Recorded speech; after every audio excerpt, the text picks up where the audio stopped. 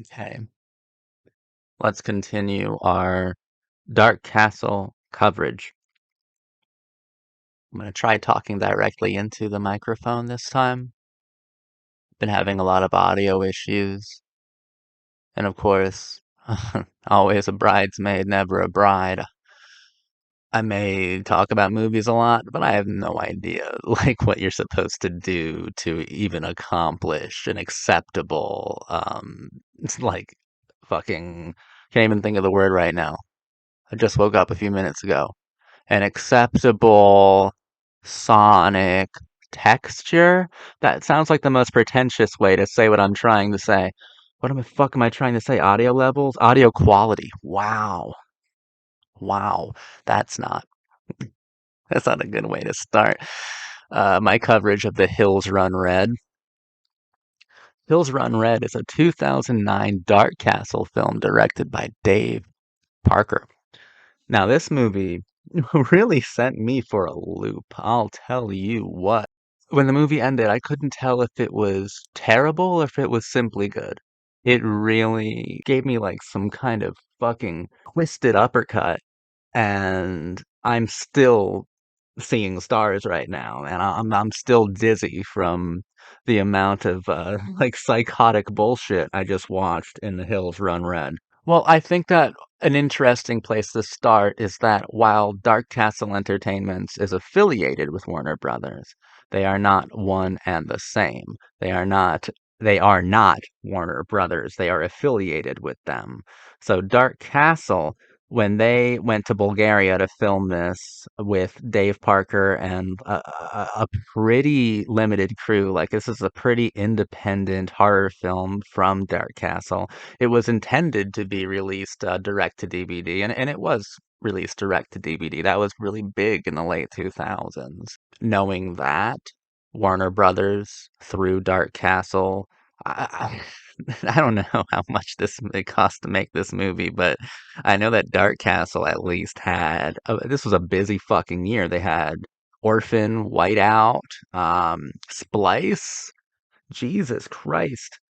They had so many movies that year, and I feel like they allocated maybe 50, $70 to The Hills Run Red in comparison. It's a very independent feeling film. The flavor, the vibe is a bit renegade, which speaks to the film's, themes, but as well as its strengths. It's an outlier so far as Dark Castle films are concerned.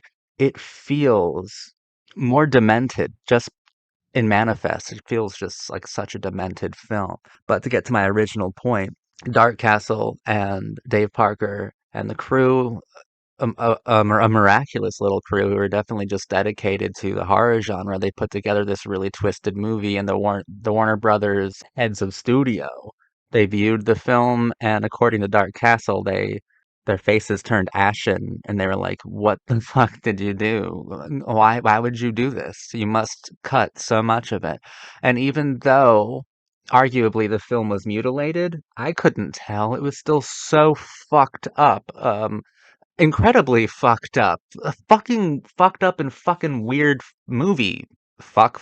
Really a weird movie, but that does speak to what Dark Castle had already asked Dave Parker to kind of not sanitize the film, because this is by no means a safe horror movie, but they did soften up a few areas. And even that version that Dark Castle had produced was far too much for Warner Brothers to even put on an unrated DVD to a Walmart. But that speaks to the film's themes, right? This film is about obsessive horror fans who go in search of a film that was called The Hills Run Red. This cultish, this legendary, mythical kind of film. There's a whole mythos surrounding it. Did people really die making it? You know, you get the idea of like a cannibal holocaust kind of film. You know, those dark and twisted films that have those urban legends of, oh no, this isn't the real version. It's not the full version. They actually killed people in the real version, man. You know how I love seeing cinephiles get punished around here. You know how I love it. This film is I don't think it's a deliberate example, but it's a stunning one nonetheless of how postmodernism and the return are incompatible elements. The first versions of this script were deemed by Warner Brothers as being too scream-like. It was too reflective. Now, you know me, I like my horror so reflective that it's a mirror. But I can see in 2009, late 2000s, that wasn't something to be desired, or the audiences were not interested in investigating themselves. At least not in a way that's too forward and with a lot of postmodern momentum.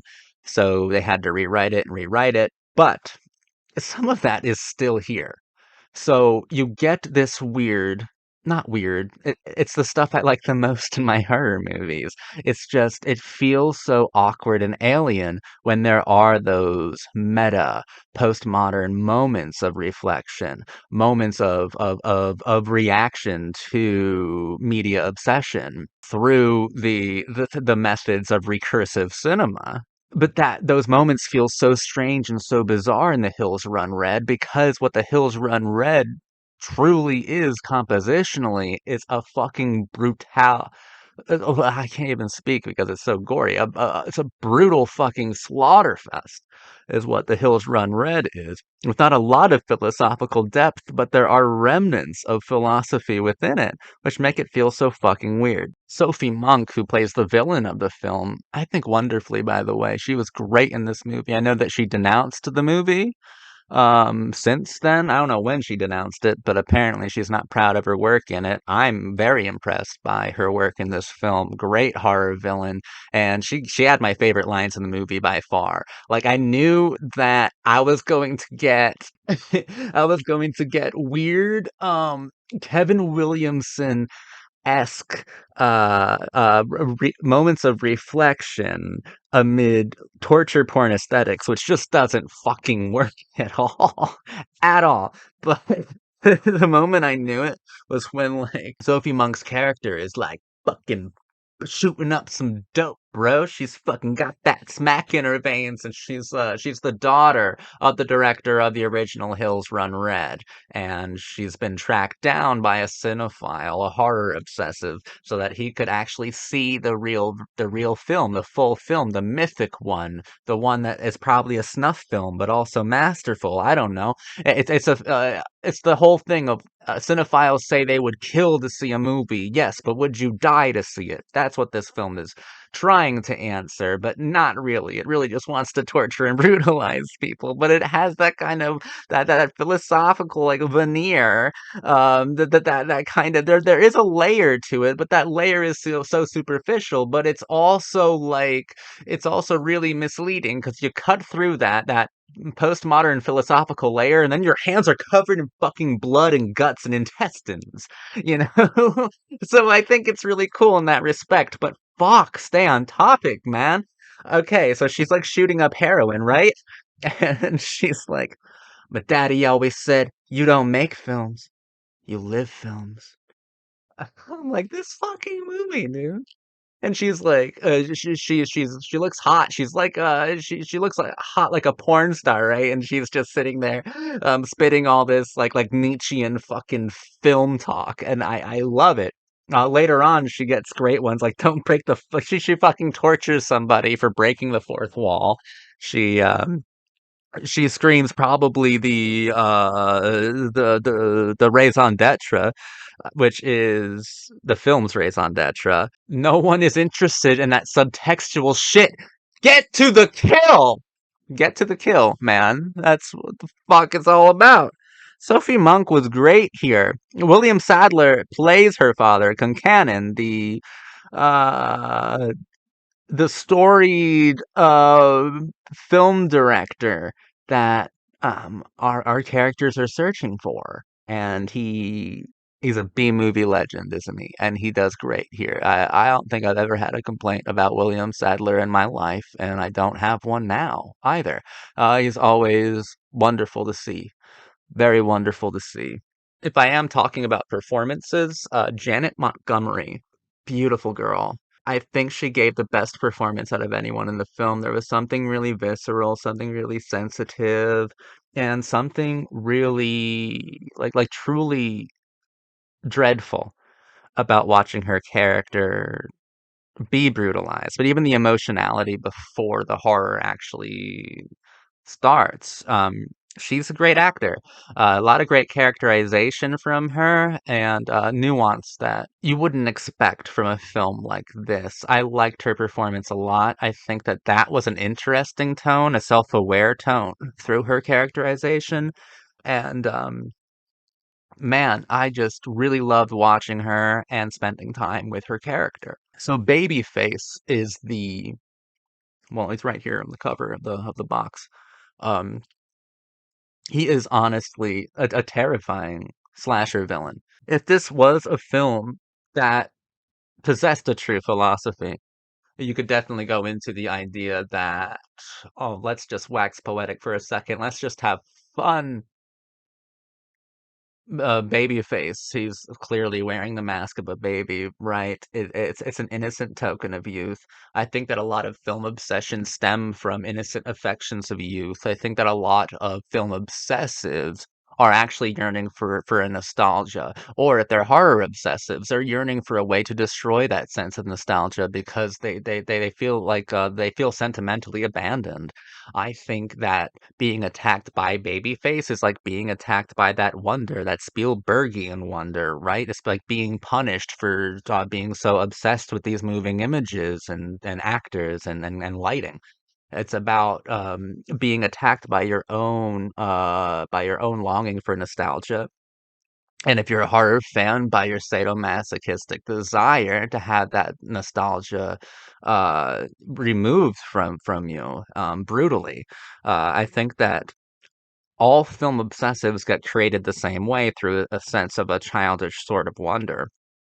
But horror obsessives are kind of created differently because they secretly want that childish sense of wonder to evaporate because there is a sense of stasis within film communities. I believe that horror fans can see the immaturity of being so devoted to gore pictures and to pictures in general. I think that the distinction between gore pictures and Academy Award winners are just meaningless. They're kind of arbitrary.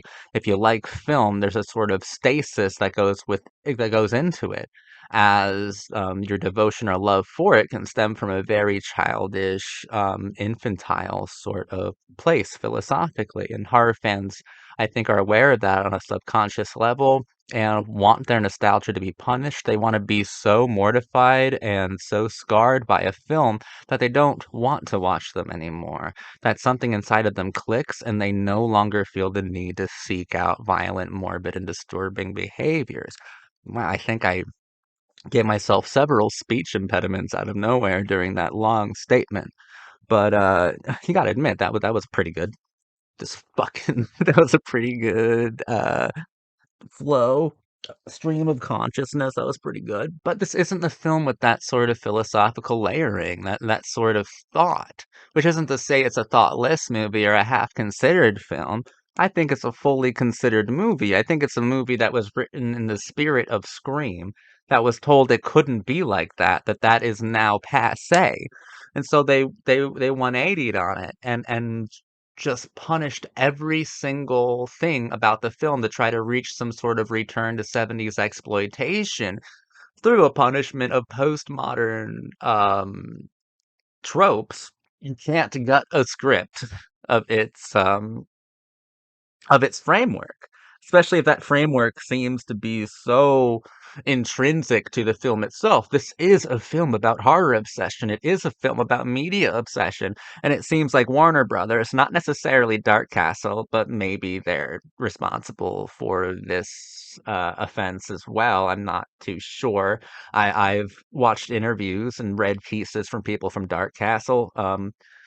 Being involved with this movie, and it seems like Dark Castle are the ones who got it made, and Warner Brothers are the ones who they're often framed as cartoonish villains saying cut this, change that, but whatever. I don't necessarily care. My point is that you can't gut a film of its framework, especially when that framework is so intrinsic to the film itself. If it's about media obsession, you have to engage with obsession and morbid materials with postmodern techniques. Or else, what kind of investigation are you doing? And I think that The Hills Run Red, I think it's really good. I think you guys should watch it. But I think more than anything, it's a burning example of what happens when elements that are outdated are forced to conflict with visual terminologies that are incredibly trendy at the time. So there might be a postmodern investigation, but if it's filtered through torture porn, that's simply not an articulate investigation, but it is a fun one. It is a really fun one, and it's really wild. I felt just like the main character at the end of this movie. At the end of the film, the main character played by what the fuck? Tad Hilgenbrink, who I actually didn't like in this film much at all, if I'm being honest. But it ends with him finally getting to see the film that he's even become a part of. And he just starts laughing maniacally, outdoing In the Mouth of Madness, right? He just starts laughing maniacally at the obscenity of the humiliation of his life's goal. And when the screen cut to black, I too laughed maniacally. I was like, what? I just laughed like crazy, dude. Because Jesus fucking Christ, this movie, man. This movie is crazy. This movie is crazy. But I think it's good. I think that, like Dark Castle would say, like Gothica would say, logic is overrated. Well, this movie also tries to say that philosophy is overrated too, but ooh, we might have some problems on that one, guys. Don't go that far. I think philosophy is completely necessary when you're dealing with morbid media obsession. And there was clearly a philosophical component to this film in earlier drafts, as evidenced by the film itself. It's just that now they were forced to be filtered through torture porn aesthetics and torture porn techniques, and now it's just not there anymore. Now the investigation is inarticulate and means nothing. Means nothing, but holy fucking shit. It's hilarious. You gotta watch this film. It's just overall, yeah, it's a failure, but horror films can be failures sometimes and still be horrific. You should watch this movie. Babyface is pretty fucking scary. I like Babyface a lot. God, thank you for watching. I'm your cult boyfriend. Oh, God, what a weird thing to bring up now. Janet Montgomery. I think there is a part of this film that's beautiful. It's kind of like Apocalypse Now. Janet Montgomery's character is hiding in like a fucking barrel full of blood, and it's a perfect shade of red too. And she slowly emerges out of it, and that's why I mean it's like Apocalypse Now coming out of the water. She slowly emerges from it, and it's one of the most beautiful shots of all of 2000s horror. So even if I have a problem with the philosophical implications of this film or lack thereof. That shot is about as beautiful as 2000's horror gets, and I'm stunned that Dave Parker was able to capture it in the way that he did. So there's a lot of great elements here, and I think that a lot of people who are on this channel would love it. Jacob, who I do a lot of videos with, a lot of in-depth discussions about horror films with. I think Jacob would love this film. I think Jacob would tell me I am fucking wrong through and through. I think Jacob would absolutely love this film. I'm simply telling you it's good, but it's a failure at the same time. Thank you for watching me. I'm your cult boyfriend. Man, Dark Castle. Did not know y'all had this in your deck. Jesus Christ, dude. All right, that's it. Thank you for watching me.